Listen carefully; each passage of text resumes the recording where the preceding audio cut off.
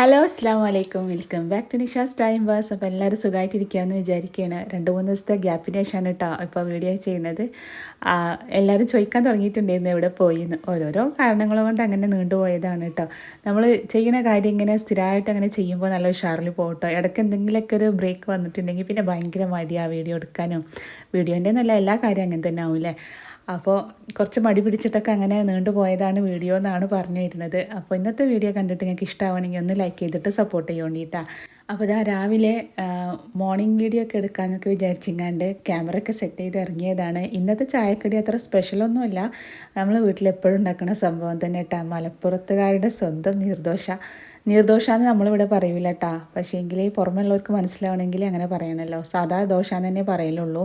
അപ്പോൾ രാവിലെ എണീറ്റ് വന്നിട്ട് എന്തുണ്ടാക്കുന്ന ഒരു ഐഡിയ ഇല്ലാത്ത ദിവസങ്ങളിൽ മിക്കവാറും ഇതന്നെ ആയിരിക്കും നമ്മൾ ബ്രേക്ക്ഫാസ്റ്റ് ഇട്ടാൽ. അതിൻ്റെ കൂടെ മുട്ട എടുത്തിട്ട് ഇങ്ങനെ ചിക്കിങ്ങാണ്ട് ഒരു കൂട്ടാനും കൂടി ഉണ്ടാക്കിക്കണ്. ഉള്ളിയും തക്കാളിയൊക്കെ വഴറ്റിങ്ങാണ്ട് ഇങ്ങനെ ഉണ്ടാക്കൂട്ടാ. ഇത് ഈ ദോശൻ്റെ കൂടെ കഴിക്കാൻ നല്ല ടേസ്റ്റാണ്. നല്ലൊരു ഇതിലൊക്കെ ഉണ്ടാക്കണം എന്ന് മാത്രം കേട്ടോ. വെള്ളമൊന്നും അധികം ഇല്ലാതെ കുറച്ചൊന്ന് ടൈറ്റായിട്ട് ഗ്രേവി ഇങ്ങനെ വറ്റിച്ചിങ്ങാണ്ടൊക്കെ ഉണ്ടാക്കുമ്പോൾ അത് ദോശൻ്റെ കൂടെ കഴിക്കാൻ നല്ല ടേസ്റ്റാണ്. നമ്മളിത് ചെറുപ്പത്തിലേ ഉള്ളൊരു കോമ്പിനേഷനാണ് കേട്ടോ, മുട്ട ചിക്കിയതും ദോശയും കൂടെ. ഇവിടെ ഉണ്ടല്ലോ മോനും കഴിക്കും, പക്ഷേങ്കിൽ റിയമോൾക്ക് ആ ഒരു സംഭവം തീരെ ഇഷ്ടമല്ല കേട്ടോ. ഈ ഒരു കൂട്ടാൻ ഞാൻ ഉണ്ടാക്കുന്ന ദിവസമൊക്കെ ഓള് കഴിക്കൽ പഞ്ചസാര കൂട്ടിയിട്ടാണ്. അപ്പോൾ അതുകൊണ്ട് തന്നെ ഞാൻ ഈ ഒരു കൂട്ടാൻ അങ്ങനെ എപ്പോഴും ഉണ്ടാക്കില്ല കേട്ടോ. ഇന്നിപ്പോൾ എന്തുണ്ടാക്കുന്ന ഒരു ഐഡിയ ഇല്ലാത്തതുകൊണ്ട് ഉണ്ടാക്കിയതാണ്. പിന്നെ ഈസി ആയിട്ട് ചെയ്യാൻ പറ്റുന്ന സംഭവമാണല്ലോ.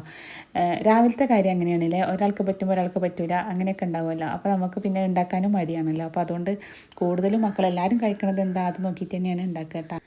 അങ്ങനെ ദോശയും മുട്ട ചിക്കിയതും ചായയൊക്കെ കൂട്ടിയിട്ട് നമ്മൾ രാവിലത്തെ പരിപാടിയൊക്കെ അങ്ങോട്ട് ഉഷാറായിട്ട് പോയിട്ടാ. അതിൻ്റെ കൂടെ കട്ടൻ ചായയാണ് ഉണ്ടാക്കിയിട്ടുണ്ടായിരുന്നത്. അങ്ങനെ ചായയോടെ കഴിഞ്ഞു. ഇനിയിപ്പോൾ ഉച്ചക്കത്തെ കാര്യങ്ങളിലേക്കൊക്കെ കിടക്കുന്നതിന് മുന്നായിട്ട് ചെറിയൊരു പണിയുണ്ട് കേട്ടോ. ഈ ചട്ടികളുണ്ടല്ലോ കുറച്ചധികം അയക്കണം വാങ്ങി വെച്ചിട്ട് 2-3 മാസമൊക്കെ ആയിട്ടുണ്ടാവും. ഞാൻ മുന്നേ ഒരു വീഡിയോയിൽ കാണിച്ചിട്ടുണ്ട്. ഇക്ക നാട്ടിലുള്ള സമയത്ത് വാങ്ങി വെച്ചതാണ് കേട്ടോ. ഇതുവരെ ഇവരൊന്നും മയക്കി സോപ്പിട്ട് എടുത്തിട്ടില്ല. അതങ്ങനെ കബോർഡിൻ്റെ ഉള്ളിലൊരു മൂലയിൽ ഇരിക്കുകയായിരുന്നു കേട്ടോ. ഇത് കാണുമ്പോൾ വിചാരിക്കും പിന്നെ ആവട്ടെ വെച്ചിട്ട് അങ്ങനെ മാറ്റി വെച്ചതായിരുന്നു. എനിക്കാണെങ്കിൽ ഈ മൺചട്ടിയിൽ കുക്ക് ചെയ്യാഞ്ഞിട്ട് ഒരു സ്വൈര്യക്കേടും.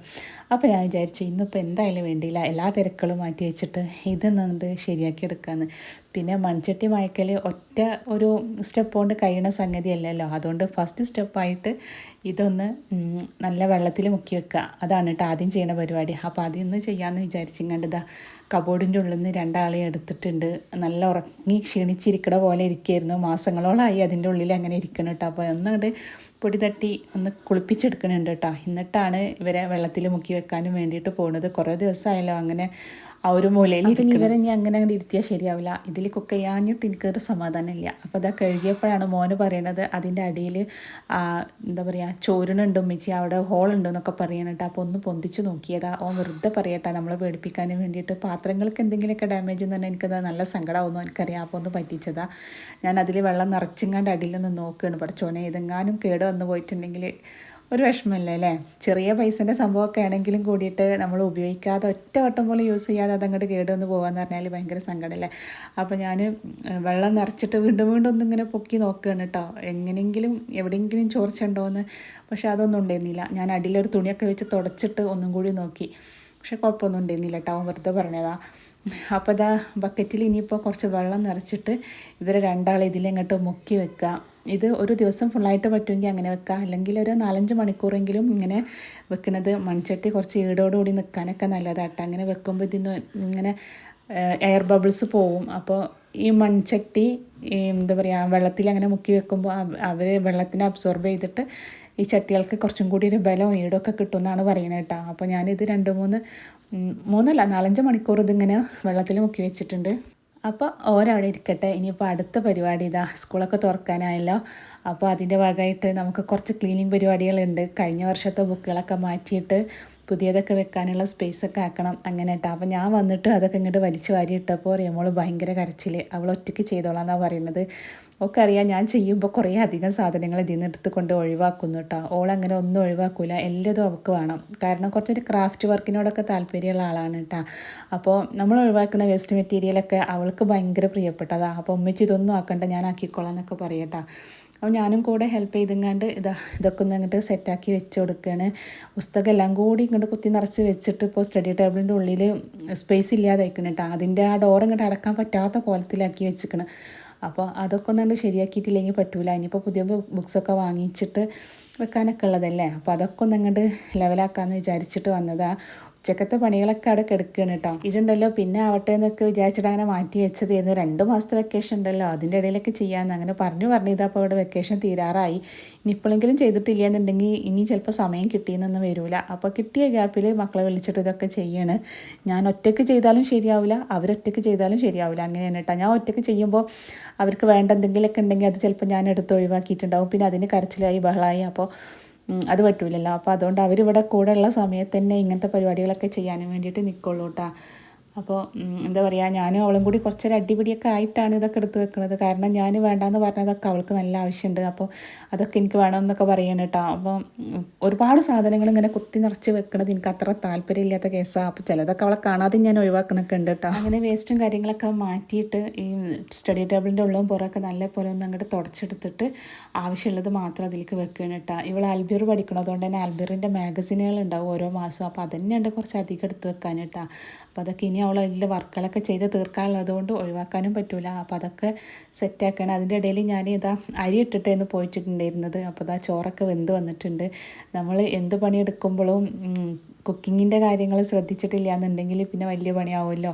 അപ്പോൾ ക്ലീനിങ് ഒക്കെ കഴിഞ്ഞിട്ട് പോയിട്ട് ചോറും കറിയൊക്കെ ഉണ്ടാക്കുമ്പോൾ നല്ല വൈകും. പിന്നെ നമ്മൾ ക്ഷീണിച്ചിട്ട് ഇരിക്കുമ്പോൾ ഒന്നും കഴിക്കാനില്ലെങ്കിലും ബുദ്ധിമുട്ടല്ലേ. അതുകൊണ്ട് തന്നെ ഞാൻ അരി അവിടെ അടുപ്പത്തിട്ടുകൊണ്ടാണ് ക്ലീനിങ്ങിനൊക്കെ നിന്നിട്ടുണ്ടായിരുന്നത് കേട്ടോ. അതുകൊണ്ട് എന്തായി നമ്മളെ ക്ലീനിങ്ങും നടക്കും, ചോറും റെഡിയാവും കേട്ടോ.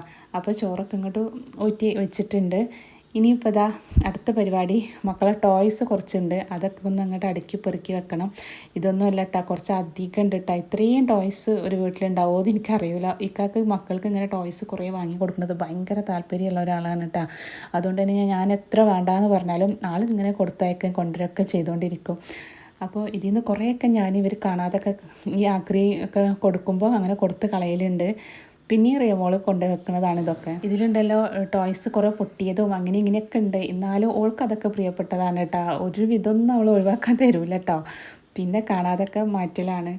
അപ്പോൾ നല്ലപോലെ വൃത്തിക്ക് എടുത്ത് വെച്ചിട്ടില്ല എന്നുണ്ടെങ്കിൽ ഇതൊന്നാകെ ഞാൻ കൊണ്ടുപോയിട്ട് ആക്രിക്ക് കൊടുക്കും എന്നൊക്കെ പറഞ്ഞപ്പോൾ അതൊക്കെ ശരിയാക്കി വെക്കുകയാണ് കേട്ടോ. കൂടെ ഞാനുണ്ട്. മൊത്തം പണി അവരെ ഏൽപ്പിച്ചിട്ട് പോയാൽ ശരിയാവില്ല. പിന്നെ ഇതാ ഈ ഒരു ചെറിയ ആളെയും കൊണ്ടാണ് പരിപാടികളൊക്കെ. നമ്മളെടുത്ത് വെക്കും, ഓനതൊക്കെ വലിച്ചിടും. ഇപ്പം നമ്മളിതൊക്കെ കാര്യമായിട്ട് ക്ലീൻ ചെയ്യുമ്പോൾ ഓനതാ അതിൻ്റെ ഇടയിൽ ഇരുന്നിട്ടാണ് കളിക്കുന്നത്. മോനാണെങ്കിൽ റിയമോളെ എങ്ങനെയൊക്കെ ദേഷ്യം പിടിപ്പിക്കാൻ പറ്റുമോ അതൊക്കെ ചെയ്തുകൊണ്ടിരിക്കുന്നുണ്ട് കേട്ടോ. ഓരോന്നൊക്കെ പറഞ്ഞിട്ട് അവളെങ്ങനെ ദേഷ്യം പിടിപ്പിച്ചുകൊണ്ടിരിക്കുകയാണ്. ഈ ഒരു റൂമുണ്ടല്ലോ, ഈ റൂമിൽ മൊത്തം വരെ കളിക്കുന്ന സാധനങ്ങളാണ് കേട്ടോ. ഇതിനേക്കാളും കുറേ ഉണ്ടായിരുന്നു, കുറേയൊക്കെ ഞാൻ കളഞ്ഞതാ. പിന്നെ ഇതിൻ്റെ മേലുള്ള റാക്കിലും ഒക്കെ വരെ സാധനങ്ങൾ തന്നെയാണ്. ഇത്ര അധികം സാധനങ്ങൾ ഉണ്ടാകുമ്പോൾ തന്നെ ഒരു ഒതുങ്ങിയിരിക്കാത്ത മാതിരിയാണല്ലോ വീട്, ആവശ്യത്തിലേറെ ഉണ്ടാകുമ്പോൾ.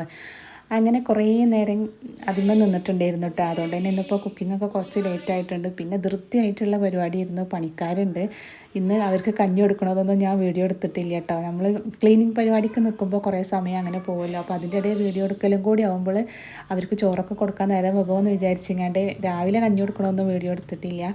പിന്നെ ഒന്ന് ബീഫ് കിട്ടിയിട്ടുണ്ടായിരുന്നു. അപ്പോൾ അതങ്ങോട്ട് കഴുകി സെറ്റാക്കി അടുപ്പത്തിട്ടതിൻ്റെ ശേഷമാണ് ഞാൻ ക്ലീനിങ്ങിന് വന്നിട്ടുണ്ടായിരുന്നത് കേട്ടോ. ചോറിൻ്റെ കൂടെ അതും വെച്ച് കൊടുത്തിട്ടുണ്ടായിരുന്നു. അപ്പോൾ ഇന്ന് ബീഫ് ആയതുകൊണ്ടും കൂടിയാണ് ഞാൻ ഇങ്ങനത്തെ ക്ലീനിങ്ങൊക്കെ ചെയ്യാൻ നിന്നത് കേട്ടോ. ബീഫ് കിട്ടുമ്പോൾ എന്താ പറയുക, പെട്ടെന്ന് പണി കഴിയണ പോലെയൊക്കെ തോന്നും കേട്ടോ. കാരണം അതവിടെ അടുപ്പത്തിട്ടാൽ അത് വേവണ സമയം കൊണ്ട് നമുക്ക് കുറേ പണികളൊക്കെ ചെയ്യാൻ പറ്റുമല്ലോ.